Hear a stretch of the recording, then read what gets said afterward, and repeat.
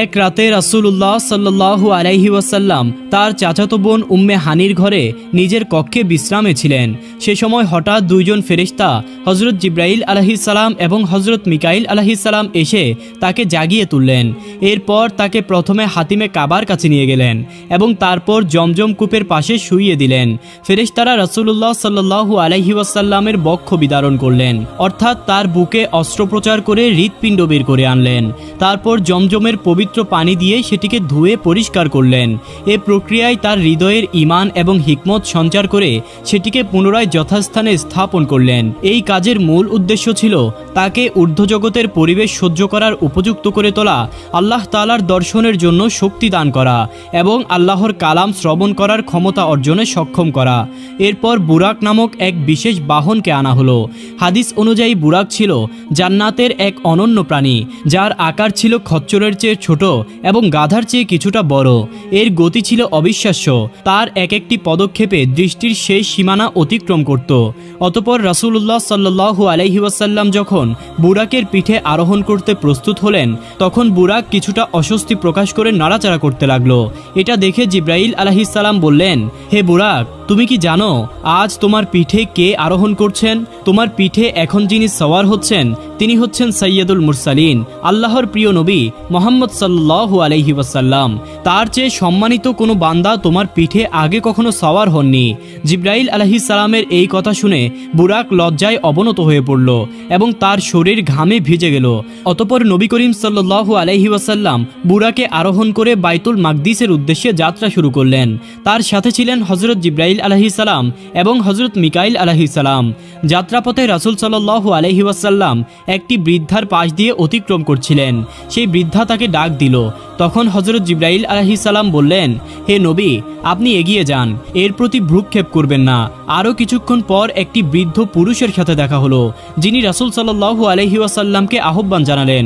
হযরত জিবরাইল আলাইহিস সালাম আবার বললেন, হে নবী, আপনি আপনার পথেই চলুন, তার দিকে মনোযোগ দেবেন না। এরপর কিছুদূর এগিয়ে একটি দলের সাথে তার সাক্ষাৎ হলো। তারা তাকে সম্বোধন করে বলল, আসসালামু আলাইকা ইয়া আউয়ালু, আসসালামু আলাইকা ইয়া আখিরু, আসসালামু আলাইকা ইয়া হাশিরু। তখন জিবরাইল আলাইহিস সালাম বললেন, আপনি এদের সালামের জবাব দিন।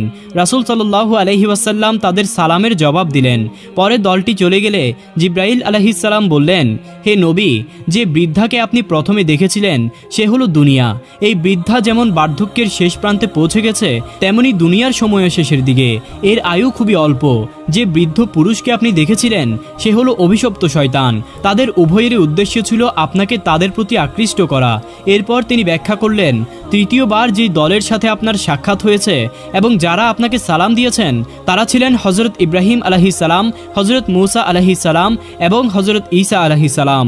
এরপর রাসূলুল্লাহ সাল্লাল্লাহু আলাইহি ওয়াসাল্লাম পুনরায় যাত্রা শুরু করলেন। পথিমধ্যে তিনি একটি দলের পাশ দিয়ে অতিক্রম করলেন, যাদের হাতে লম্বা তামার নখ ছিল। তারা সেই নখ দিয়ে নিজেদের মুখমণ্ডল আঁচড়ে ক্ষতবিক্ষত করে তুলছিল। এই দৃশ্য দেখে রাসূলুল্লাহ সাল্লাল্লাহু আলাইহি ওয়াসাল্লাম হযরত জিবরাইল আলাইহিস সালামকে জিজ্ঞেস করলেন, এরা কারা এবং এভাবে নিজেদের কেন কষ্ট দিচ্ছে? জবাবে জিবরাইল আলাইহিস সালাম বললেন, এরা সেই সব লোক যারা দুনিয়াতে গীবত করত। তারা মানুষের দোষ ত্রুটি খুঁজে বেড়াতো এবং তাদের পেছনে নিন্দা করত। এজন্য আজ এদের এমন শাস্তি দেওয়া হচ্ছে। এরপর রাসূলুল্লাহ সাল্লাল্লাহু আলাইহি ওয়াসাল্লাম আবারও এগিয়ে চললেন। কিছুদূর যাওয়ার পর তিনি এক ব্যক্তিকে দেখতে পেলেন, যে রক্তের নদীতে ডুবেছিল। লোকটি নদীর মাঝখানে পড়ে পাথরের টুকরো লোকমার মতো গিলে খাচ্ছিল। এই দৃশ্য দেখে রাসূলুল্লাহ সাল্লাল্লাহু আলাইহি ওয়াসাল্লাম জিজ্ঞেস করলেন, এই লোকটি কে এবং এর এই শাস্তির কারণ কি? জিবরাইল আলাইহিস সালাম উত্তর দিলেন, এই ব্যক্তি দুনিয়াতে সুদ খেয়ে জীবিকা নির্বাহ করত। সে মানুষের পরিশ্রমের ফসল অবৈধভাবে আত্মসাৎ করত। এই কারণেই তাকে এমন শাস্তি দেওয়া হয়েছে। অতঃপর রাসূলুল্লাহ সাল্লাল্লাহু আলাইহি ওয়াসাল্লাম আবারও যাত্রা শুরু করলেন। কিছুক্ষণ পর তিনি একটি ভয়ঙ্কর দৃশ্য দেখতে পেলেন। একদল লোকের মাথা বিশাল পাথর দিয়ে চূর্ণ বিচূর্ণ করা হচ্ছিল, আর মুহূর্তের মধ্যে সেই মাথা আবারও আগের অবস্থায় ফিরে আসছিল। এরপর পুনরায় তাদের মাথায় আবারও পাথর মারা হচ্ছিল। এই চক্রটি বারবার চলতে থাকলো। রাসূল সাল্লাল্লাহু আলাইহি ওয়াসাল্লাম বিস্মিত হয়ে জিজ্ঞেস করলেন, হে জিবরাইল, এরা কারা জিব্রাইল আলাইহিস সালাম উত্তর দিলেন, এরা সেই সব লোক যারা দুনিয়াতে ফরজ নামাজ আদায় করতে অলসতা করত, তাদের এই শাস্তি তাদের গাফিলাতির কারণে হচ্ছে। এরপর রাসূলুল্লাহ সাল্লাল্লাহু আলাইহি ওয়াসাল্লাম আবারও কিছু দূর এগিয়ে গেলেন। এবার তিনি একটি ভিন্ন দৃশ্য দেখলেন। একদল নারী পুরুষের সামনে দুটি পাতিল রাখা ছিল। একটিতে সুস্বাদু ভালোভাবে রান্না করা গোশত আর অন্যটিতে ছিল কাঁচা ও পচা গোশত। কিন্তু লোকগুলো রান্না করা সুস্বাদু গোশত উপেক্ষা করে কাঁচা এবং পচা গোশতগুলো খাচ্ছিল। এই দৃশ্য দেখে রাসূলুল্লাহ সাল্লাল্লাহু আলাইহি ওয়াসাল্লাম জিজ্ঞেস করলেন, হে জিব্রাইল, এদের পরিচয় কি এবং এরা কেন এমন করছে? জিব্রাইল আলাইহিস সালাম বললেন, এরা আপনার উম্মতের সেই নারী ও পুরুষ যারা নিজেদের বৈধ স্বামী বা স্ত্রী থাকা সত্ত্বেও পরকীয়ায় লিপ্ত ছিল। হালাল সম্পর্ককে ছেড়ে দিয়ে তারা হারাম পন্থা অবলম্বন করত, এজন্য তারা এই শাস্তি ভোগ করছে। অতঃপর রাসূলুল্লাহ সাল্লাল্লাহু আলাইহি ওয়াসাল্লাম আবারও যাত্রা শুরু করলেন। কিছু দূর যাওয়ার পর তিনি একটি দৃশ্য দেখলেন যা অত্যন্ত ভয়ঙ্কর ছিল। তিনি দেখলেন একটি তন্দুরের মতো চুলায় ধাউ ধাউ করে আগুন জ্বলছিল। সেই আগুনের মধ্যে উলঙ্গ নারী ও পুরুষরা ঘুরপাক খাচ্ছিল। তাদের থেকে তীব্র দুর্গন্ধও বের হচ্ছিল আর তাদের লজ্জাস্থান কামড়াচ্ছিল বিষাক্ত সাপ ও বিচ্ছুরা। রাসূল সাল্লাল্লাহু আলাইহি ওয়াসাল্লাম জিজ্ঞেস করলেন, হে জিব্রাইল, এরা কারা? জিব্রাইল আলাইহিস সালাম বললেন, এরা সেই নারী ও পুরুষ যারা বিয়ে না করেই ব্যভিচারে লিপ্ত ছিল। দুনিয়ায় তারা আল্লাহর বিধি লঙ্ঘন করে নিজেদের শরীরকে অপবিত্র করেছিল, এজন্য আজ তাদের এই শাস্তি দেওয়া হচ্ছে। এরপর রাসূলুল্লাহ সাল্লাল্লাহু আলাইহি ওয়াসাল্লাম আবারও কিছু দূর এগিয়ে আরেকটি অদ্ভুত দৃশ্য দেখলেন। এক ব্যক্তি বিশাল এক লাকড়ির বোঝা জমা করছিল। সেই বোঝা মাথায় তোলার চেষ্টা করছিল, কিন্তু প্রতিবারই ব্যর্থ হচ্ছিল। কিন্তু এর পরেও সে বোঝাটি হালকা না করে আরও লাকড়ি এনে সেটিকে ভারী করে তুলছিল। এই দৃশ্য দেখে রাসূলুল্লাহ সাল্লাল্লাহু আলাইহি ওয়াসাল্লাম বললেন, হে জিব্রাইল, এই ব্যক্তি কেন এমন করছে? জিব্রাইল আলাইহিস সালাম জবাব দিলেন, এই ব্যক্তি আপনার উম্মতের সেই ব্যক্তি যার উপর মানুষের হক ছিল, কিন্তু সে তা আদায় করতে পারেনি, বরং প্রতিনিয়ত নতুন ঋণ করে ঋণের বোঝা আরও ভারী করত। দুনিয়ার এই অন্যায় কাজের জন্য আজ সে এমন শাস্তি ভোগ করছে। তারপর রাসূলুল্লাহ সাল্লাল্লাহু আলাইহি ওয়াসাল্লাম পুনরায় সামনে অগ্রসর হতে লাগলেন। কিছু দূর যাওয়ার পর তিনি একদল লোককে দেখতে পেলেন যাদের জিহ্বা ধারালো কাঠি দিয়ে কাটা হচ্ছিল।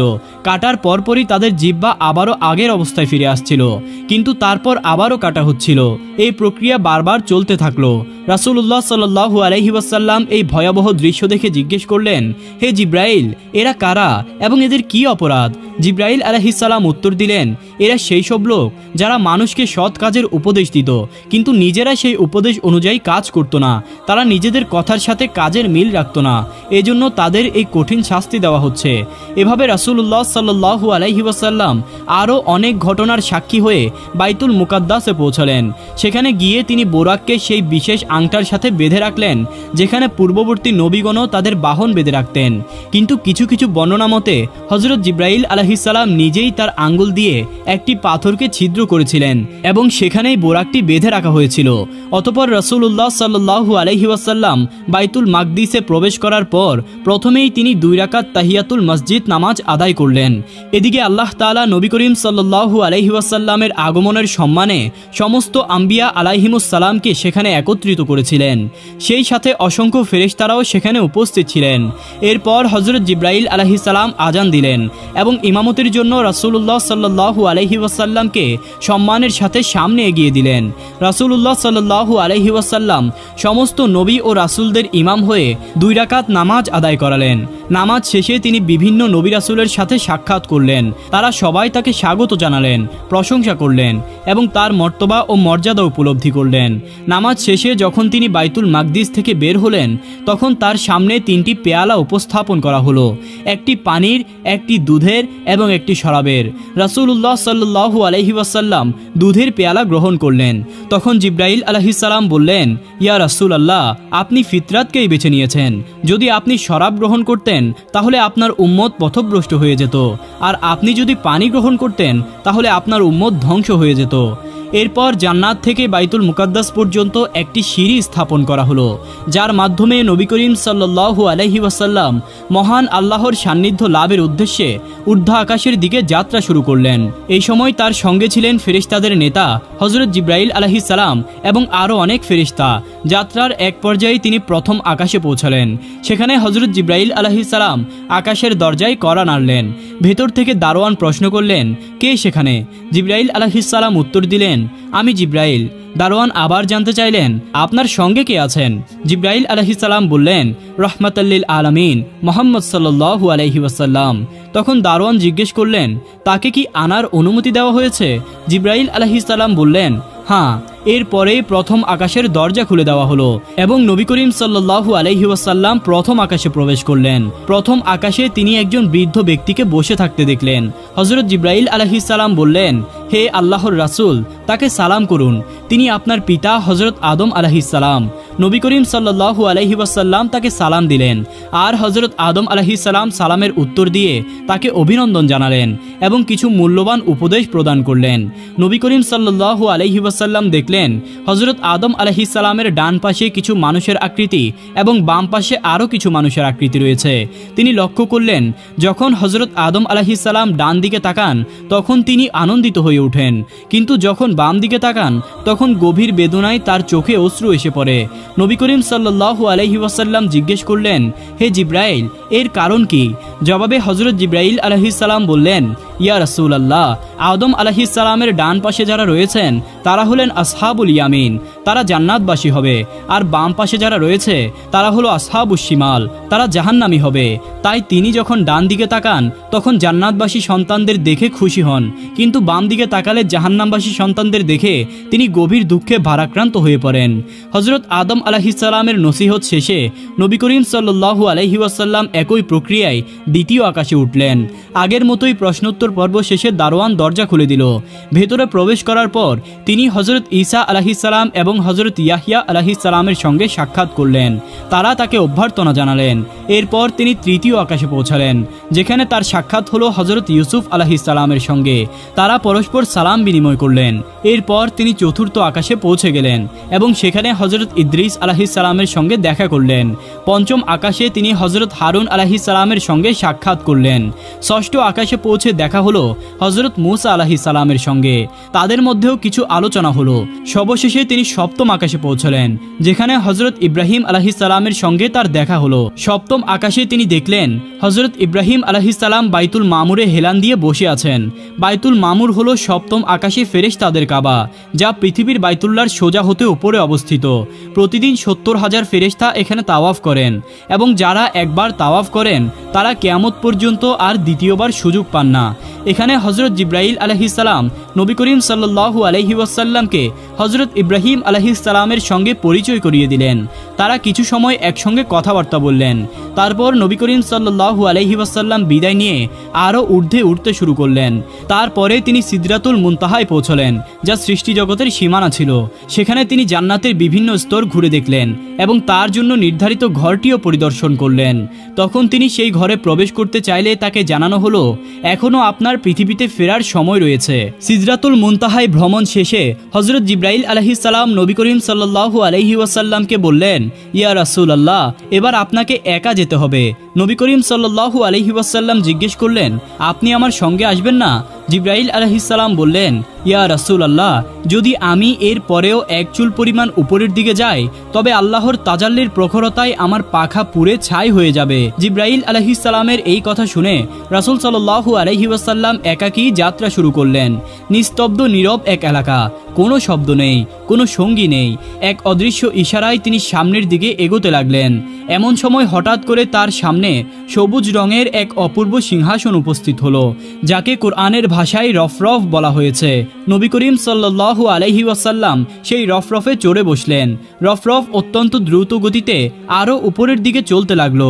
এই সফরে তিনি আল্লাহর অসংখ্য নিদর্শন প্রত্যক্ষ করলেন এবং বিভিন্ন ফেরেশতাদেরকে মহান দায়িত্ব পালন করতে দেখলেন। এক পর্যায়ে তিনি এমন এক স্থানে পৌঁছালেন যেখানে একজন দীর্ঘদেহী ভয়াল চেহারার ফেরেশতাকে একটি চেয়ারে বসে থাকতে দেখলেন। তার হাতে ছিল এক নূরের ফলক, তার পাশেই একটি বিশাল গাছ ছিল যার নাম শাহজারাতুল ইয়াকিন। এই গাছের প্রতিটি পাতায় পৃথিবীর মানুষের নাম ও ঠিকানা লিপিবদ্ধ ছিল। সেই ফেরেশতা একাগ্র চিত্তে তার হাতে থাকা ফলকটি পর্যবেক্ষণ করছিলেন এবং মাঝে মাঝে গাছের পাতার দিকেও তাকাচ্ছিলেন। নবী করিম সাল্লাল্লাহু আলাইহি ওয়াসাল্লাম তাকে সালাম দিলেন, কিন্তু তিনি এতটাই কাজে নিবিষ্ট ছিলেন যে মাথা নেড়ে সালামের উত্তর দিলেও তার দিকে তাকালেন না। কিছুক্ষণ পর ফেরেশতা মাথা তুলে রাসূলুল্লাহ সাল্লাল্লাহু আলাইহি ওয়াসাল্লামের দিকে তাকালেন। তার চেহারা দেখে নবী করিম সাল্লাল্লাহু আলাইহি ওয়াসাল্লাম কিছুটা ভীত বোধ করলেন। পরে জানা গেল তিনি ছিলেন মালাইকাল মাউত হযরত আজরাইল আলাইহিস সালাম। হযরত আজরাইল আলাইহিস সালাম নবী করিম সাল্লাল্লাহু আলাইহি ওয়াসাল্লামকে অভিনন্দন জানিয়ে বললেন, ইয়া রাসূলুল্লাহ, আপনার মেরাজ সফর শুভ হোক। এই সফর আপনার এবং আপনার উম্মতের জন্য কল্যাণকর হোক। তার এমন স্নেহপূর্ণ কথায় রাসূল সাল্লাল্লাহু আলাইহি ওয়াসাল্লামের ভয় কেটে গেল। তিনি জিজ্ঞেস করলেন, আপনি কিভাবে গোটা পৃথিবীর সমস্ত প্রাণীর আত্মা একাই কবজ করেন? আজরাইল আলাইহিস সালাম বললেন, ইয়া রাসূলুল্লাহ, আমার হাতে থাকা এই ফলকটিতে পৃথিবীর সব মানুষের নাম ও ঠিকানা রয়েছে। একইভাবে শাহজারাতুল ইয়াকিনের প্রতিটি পাতায়ও তাদের নাম লেখা রয়েছে। যখন কোনো ব্যক্তির মৃত্যু ঘনিয়ে আসে তার নামের পাতা ধীরে ধীরে হলুদ হতে থাকে। তখন রিজিক পৌঁছে দেওয়ার দায়িত্বে থাকা ফেরেশতারা তার শেষ রিজিক সরবরাহ করেন। এক সময় সেই পাতা শুকিয়ে ঝরে পড়ে। তখন আমি ফলক থেকে তার নামটি মুছে ফেলি এবং তার রূহ কবজ করি। ইয়া রাসূলুল্লাহ, যেমন একটি থালায় থাকা পিঁপড়াগুলোর দিকে আপনি যখন ইচ্ছা যেই কটি ইচ্ছা ধরতে বা মারতে পারেন, তেমনি গোটা পৃথিবী আমার জন্য একটি থালার মতো। আল্লাহর আদেশে আমি যেখান থেকে যখন যেভাবে ইচ্ছা রূহ কবজ করতে পারি। হাদিসের বর্ণনা অনুযায়ী হযরত আজরাইল আলাইহিস সালাম হলেন মালাকুল মাউত, অর্থাৎ মৃত্যুর ফেরেশতা। তিনি মৃত্যুর কার্যক্রম পরিচালনার জন্য মূল দায়িত্বপ্রাপ্ত এবং তার অধীনে অসংখ্য ফেরেশতা রয়েছেন যারা পৃথিবীতে মানুষের প্রাণ কবজ করেন। হযরত আজরাইল আলাইহিস সালামের নিজে সব জায়গায় উপস্থিত হওয়া জরুরি নয়, তার অধীনস্থ ফেরেশতারা এই কাজ সম্পন্ন করেন। নবী করিম সাল্লাল্লাহু আলাইহি ওয়াসাল্লাম তাকে জিজ্ঞেস করলেন, ভাই আজরাইল, আপনি যখন কোনো ব্যক্তির প্রাণ কবজ করেন তখন সেই ব্যক্তির কতটুকু কষ্ট হয়? জবাবে হযরত আজরাইল আলাইহিস সালাম বললেন, ইয়া রাসূলুল্লাহ, একবার আল্লাহর নবী হযরত ইদ্রিস আলাইহিস সালাম মৃত্যুর স্বাদ অনুভব করতে চেয়েছিলেন। আল্লাহর নির্দেশে আমি তার রূহ কবজ করেছিলাম। এরপর তার রূহ দেহে ফিরিয়ে দিয়ে তাকে অনুভূতি সম্পর্কে জিজ্ঞেস করলাম। তিনি বললেন, আমার কাছে মনে হয়েছে যেন আমার শরীর থেকে চামড়া ছিঁড়ে নেওয়া হচ্ছে। তখন আমি বললাম, আল্লাহর কসম করে বলছি, আপনার চেয়ে সহজ করে আমি এই পর্যন্ত আর কখনো কারো রূহ কবজ করিনি। এই কথাগুলো শুনে নবী করিম সাল্লাল্লাহু আলাইহি ওয়াসাল্লাম নিজের উম্মতের কথা ভেবে গভীর চিন্তায় মগ্ন হয়ে গেলেন। তখন হযরত আজরাইল আলাইহিস সালাম নবী করিম সাল্লাল্লাহু আলাইহি ওয়াসাল্লামকে সান্ত্বনা দিয়ে বললেন, ইয়া রাসূলুল্লাহ, আপনার উম্মতের মধ্যে যারা নেককার ও দিনদার তাদের রূহ কবজ করার ক্ষেত্রে আল্লাহ তাআলা আমাকে নির্দেশনা দিয়েছেন যেন তা অত্যন্ত কোমল ও মধুর হয়। এটি এমন হবে যেন একটি শিশু মায়ের কোলে দুধ পান করতে করতে ঘুমিয়ে পড়ে। তারা কোনো যন্ত্রণা বা কষ্ট টের পাবে না। আপনার নেককার উম্মতের জন্য ঠিক এমনই ব্যবস্থা করা হয়েছে। তারপর নবী করিম সাল্লাল্লাহু আলাইহি ওয়াসাল্লাম তার মেরাজ সফরে আরও উপরের দিকে অগ্রসর হতে থাকলেন। এক সময় তিনি এমন এক স্থানে পৌঁছালেন যা সম্পূর্ণ নীরব ও নিস্তব্ধ ছিল। সেখানে কোনো পানি বা প্রাণের চিহ্ন নেই বলে মনে হচ্ছিল।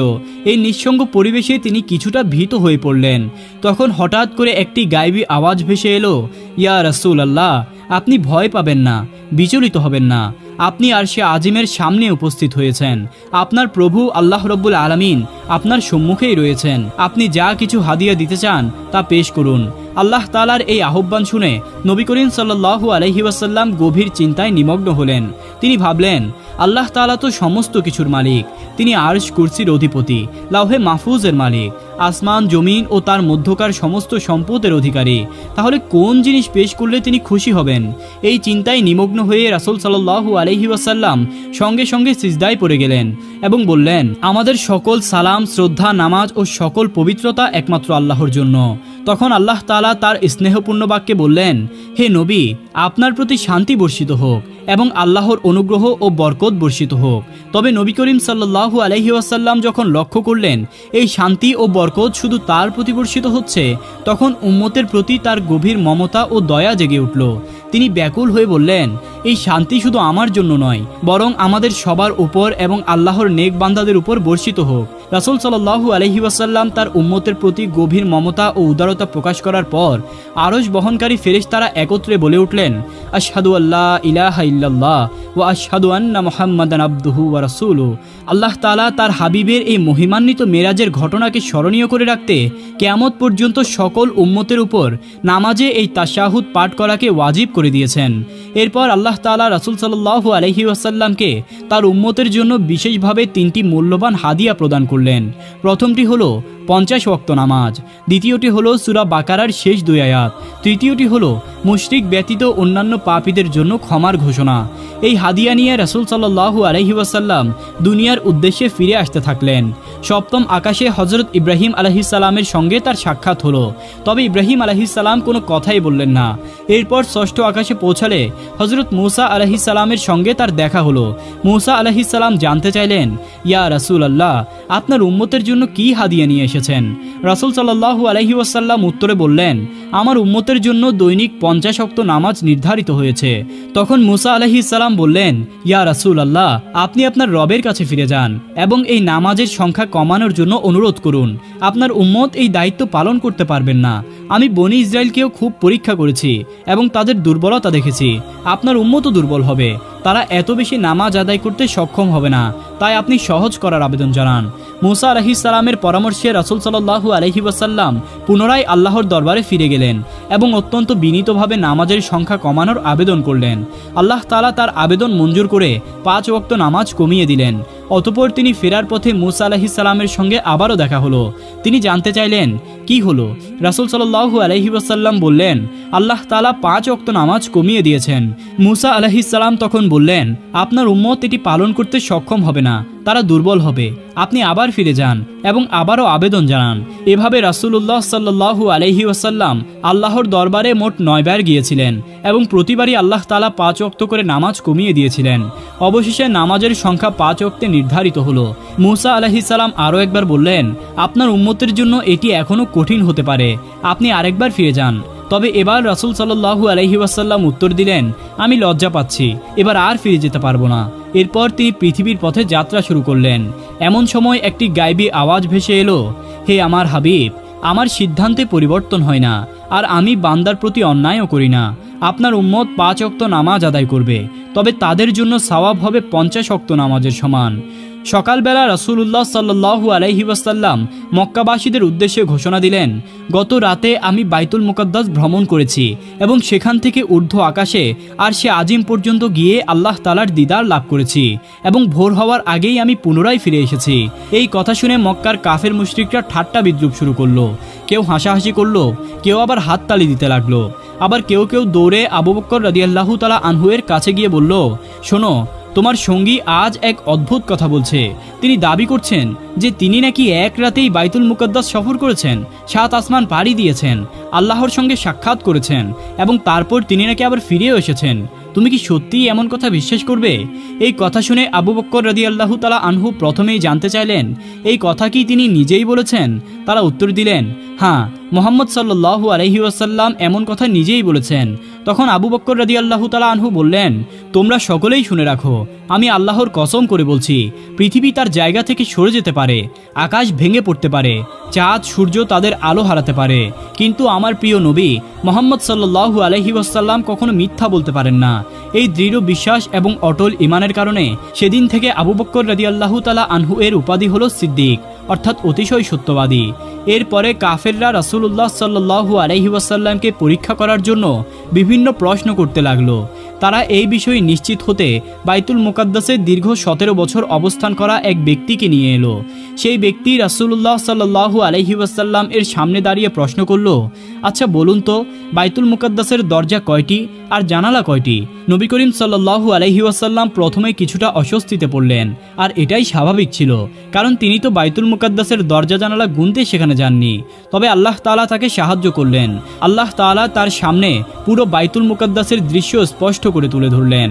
তখন রাসূল সাল্লাল্লাহু আলাইহি ওয়াসাল্লাম দেখে দেখে দরজা ও জানালার সংখ্যা সঠিকভাবে জানিয়ে দিলেন। এছাড়া তিনি আরও জানালেন, সিরিয়া থেকে ব্যবসায়িক মালামাল নিয়ে ফিরতে থাকা কুরাইশদের 2টি কাফেলার সঙ্গে তার পথে দেখা হয়েছিল। একটি কাফেলা ছিল মাকামে রাওয়াহা নামক স্থানে, আর অন্যটি তাইম নামক স্থানে। তিনি মক্কাবাসীদের জানালেন, ওই কাফেলা বুধবারের মধ্যে মক্কায় পৌঁছে যাবে। তার এই কথার সত্যতা নিশ্চিত করতে কাফেলা ফেরার জন্য অপেক্ষা করা হলো। যথারীতি কাফেলা বুধবার দিনের বেলা ডোবার আগেই মক্কায় এসে পৌঁছে গেল। তবুও কাফেরদের মনে কোনো বিশ্বাস জন্মালো না। কাফের নেতা ওয়ালিদ ইবনে মুগিরা বলে উঠল, এগুলো সবই জাদু। তার এই উক্তিকে কাফেররা সমর্থন করলো এবং সত্যকে অস্বীকার করলো। দুঃখজনক হলেও তারা রাসূলুল্লাহ সাল্লাল্লাহু আলাইহি ওয়াসাল্লামের এই অলৌকিক ঘটনা মেনে নিতে অস্বীকার করলো।